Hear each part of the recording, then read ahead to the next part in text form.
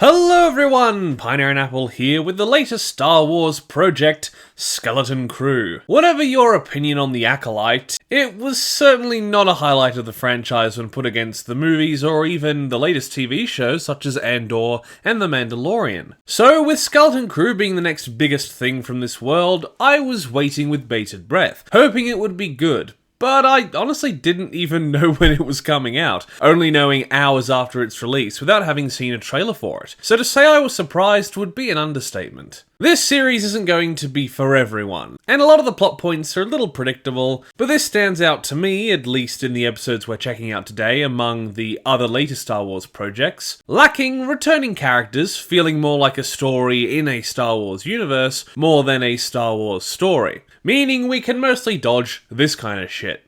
Hot. What? I know what that is! So without further ado, let's look at the ups and downs of the premiere of Skeleton Crew. We start with the classic Star Wars background telling us, or at least I hope I'm understanding it correctly, when it tells us that this story takes place post-Return of the Jedi and pre-The Force Awakens, and tells us that with the New Republic attempting to hold order, there are pirates that are running rampant. Shown in pretty great form, as a pirate crew board a New Republic ship to take from its vault. The fight starts off pretty similar to A New Hope, but is a testament in itself. The ships interacting looks great, the firefight isn't Stormtrooper level city, and the pirates look both cool and intimidating. The minimal CGI and the prosthetics for the aliens looking great, having given the Wolfman from the Cantina a bit of an upgrade. They seem to be led by this discount Mandalorian with pretty cool armor, who definitely isn't Jude Law. But he's betrayed as the Vault turns out to be a fruitless venture, the Vault only holding a single New Republic credit. A pretty solid start that pays homage to classic Star Wars, but being a respectable one. It broke new ground!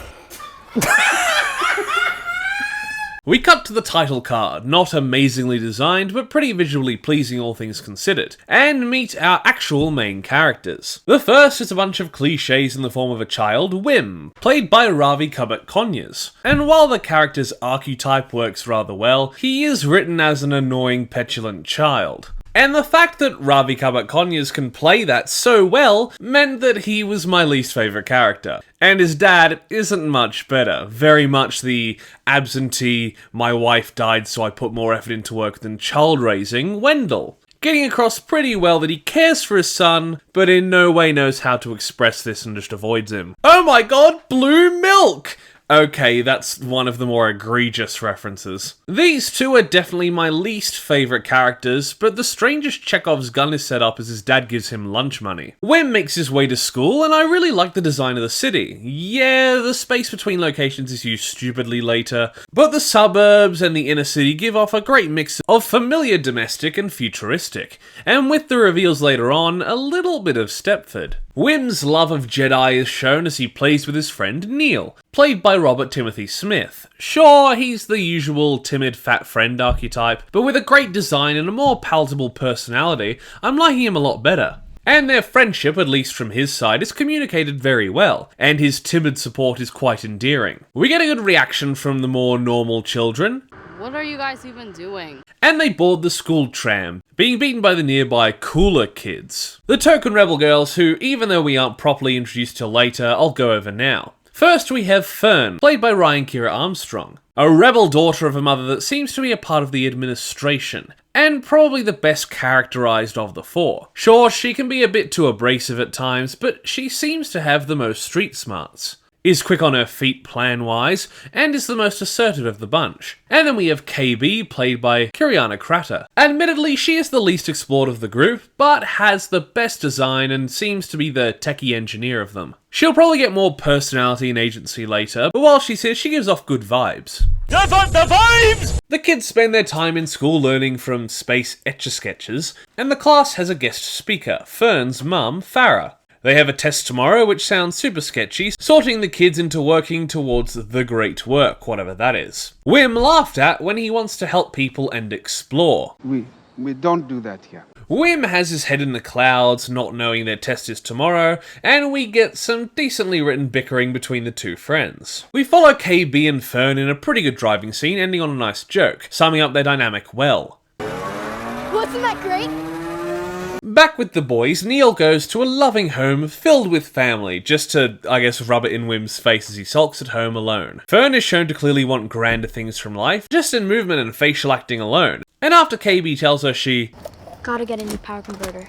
I was going into Toshi Station to pick up some power converters. She makes it home, covering up her rebellious activities from her mother, clearly loving but very pressuring and not understanding of what her daughter wants. Wim's dad comes home and can't even read him bedtime story as he has to work. Dude, you just got home. What the fuck are you talking about? At this point, I think he just hates his kid. The next day, Wim oversleeps, missing the tram and takes his speeder down a shortcut so that he can do the test, but fails spectacularly. His shortcut feeling as if it goes in the complete opposite direction as he doesn't even get close, missing the test, but falling down a ravine, he finds something buried, assuming it's a Jedi temple. He's found by one of the city's robots with a decent joke, and he runs into Fern outside the proctor's office. Fern makes up some stories to scare Wim, but what scares him most is that suddenly his dad walks out the door, tearing him a new one. Wim apologizes, but is too excited about the hidden door, so just blurts out about it, not helping his case. In Neil's house, we see his family watching strange holiday special-esque holograms, pointing Wim towards Neil, who he strangely peeps on in the bath. Neil is a little apprehensive about the whole thing, but Wim takes Neil's family's tools and they head out, falling down the ravine again.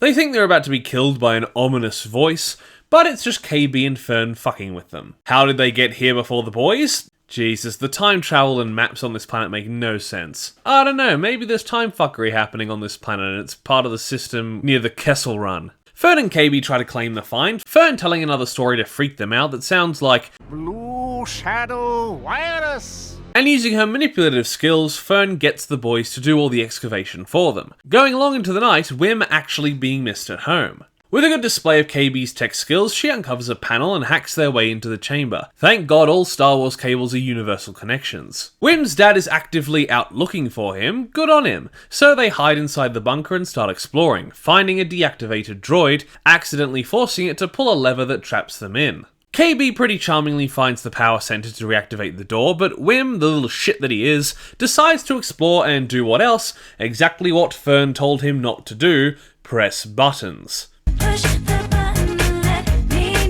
Initiating a pretty good action sequence. It turns out the opening was the entrance to a buried ship, ripping apart the ground as it takes off, which looks great. Wim's dad sees him, but looking out almost kills him, the other kids having to pull him back into the ship. I would not be that sad if they let him go though. The ship automatically takes them into orbit and then hyperspace, ending the episode there. Usually I'd discuss how well this episode worked as a premiere, but episode 2 was released at the same time, so maybe we'll bench that topic for later. But the episode does well to at least give us the broad strokes of the characters, some nice visuals, and start the beginnings of a mystery, even if the actual, if a little bit predictable mystery starts next episode. Episode 2 picks up pretty much where we left off, the ship exiting hyperspace with a pretty good effect, leaving the kids stranded and far away from home. Their plans to get home are impeded a little as the robot from before wakes up, SM-33 wanting to find his pirate captain, which Fern takes great advantage of, claiming to be the new captain as she killed the old one, her flights of fantasy from earlier setting up this plan well.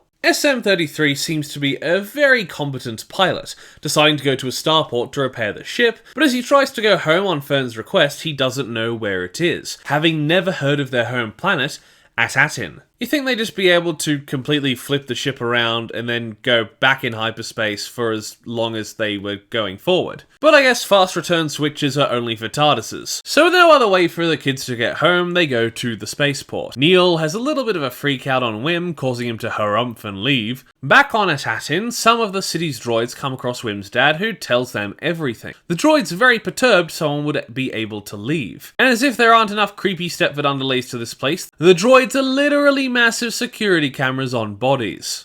Neil and Wim find dead bodies and quarters, Neil worried about his family, and Wim being an arse about how he finally has his adventure. The starport, while not very creative on the inside, has a pretty creative lead-up, and the kids are ferried by this half-puppet, half-CGI coke-fueled chimp man. The girls are mostly on topic as the crew look for someone that knows Atatin, but Fern is left on her own as a woman I can only assume is some sort of space stripper/prostitute, It's the only one that thinks 4 unsupervised kids here is weird. KB has her own exploring time, showing us some fun visuals to be paid off in a fight later, but is intercepted by Fern and the alien woman. She's pretty desperate to get the children on their way, so I'll assume she's just a good Samaritan, but she basically laughs in their faces when they tell her where they came from, which immediately clued me into how much their home being a mysterious place was going to impede the story. Aladdin? It's a magical place. Meanwhile, Wim and Neil get some grub, but aren't sure how to pay. Wim using his lunch money. Pretty apt for this situation. The chef is a terrible bluffer, but the surrounding pirates are getting interested in how Wim could have such old Republic credits in mint condition. A pirate from the crew before that apparently was previously in The Mandalorian asking where they're from, the whole street laughing at them as they name Atatin. Wim actually does pretty well to escape the pirates once they get too many ideas in their heads, while the woman tries to get the girls to come up with a better story, refusing to believe they're from Atatin, saying it's some sort of El Dorado, City of Gold type story, which understandably confuses the girls. Wim and Neil are cornered, Fern saving their asses with a blaster, ready to go off on any pirates, pretty badass, until she's disarmed by the pirate from The Mandalorian, prompting SM-33 to go badass instead, wrecking the pirates' shit. The fight is pretty good visually, paying off the stalls we'd seen before and showing off some great wrecking skills from SM-33. As the kids almost escape, the Wolfman puts SM-33 out of commission. The pirates from earlier now following the Wolf's orders. Fern's big mouth either pissing off or amusing the wolf enough to shove the kids in the brig. Neil tries his best to have the little gerbil that was living in SM-33's empty eye socket to get the key, but fails spectacularly. KB actually figures everything out and sums up to the rest of the crew about why the pirates were asking about Atatin, and after Fern tries to tell Wim off for being stupid, they're interrupted by their cellmate Jude Law, presumably the masked pirate from before, who makes a decent entrance. He offers to help in return for refuge, and with a pretty cool, if a little too Matrixy line, the stranger uses the Force to lift the key and bring it to them. Why he hasn't done that before now is a mystery, but Wim thinks it's pretty cool, and the show plays a tune reminiscent of the Force theme, so it knows what it's doing. So those were the first 2 episodes of Skeleton Crew, and while not entirely my thing, it was pretty solid. The acting and characters were good for the most part. I at least like 3 out of the 4 main characters, so that's a plus. The show looks pretty good, both with things classically Star Wars and the locations. I can't confirm how much of the alien creatures were prosthetics/puppetry, and how much is CGI, but they do look pretty clean, apart from one clip of the Coke Monkey. The story was a little predictable in its hints, but I'm looking forward to seeing where they go and how the mystery of Aladdin is solved. I assume they'll need to travel around on some fetch quest to find their way back home, and then Jude Law, pirate who's spent his time bonding with the kids, will fall back on old pirate ways, etc, etc. We've seen this kind of story 100 times, but I hope that even if it ends up being as predictable as I think it is, I look forward to seeing what unique way they do it in, and how they place it in the Star Wars universe without resorting to bringing in Ahsoka and Ben Quadinaros just to make it interesting. Thank you everybody for watching my review of the first 2 episodes of Skeleton Crew. I figure we'll take a look at the show every 2 weeks, reviewing the latest 2 episodes just like we've done here. So please like the video if you liked it, comment down below if you wish, consider subscribing to the channel, and if you do, ring the notification bell so that you're told every single time that I make an upload. Once again, thank you for watching, and I will see you in the next review. Bye! Toast. A little piece of toast. Because there's so much to choose from. There's brown bread, white bread, all sorts of wholemeal bread. It comes in funny packages with writing on the side.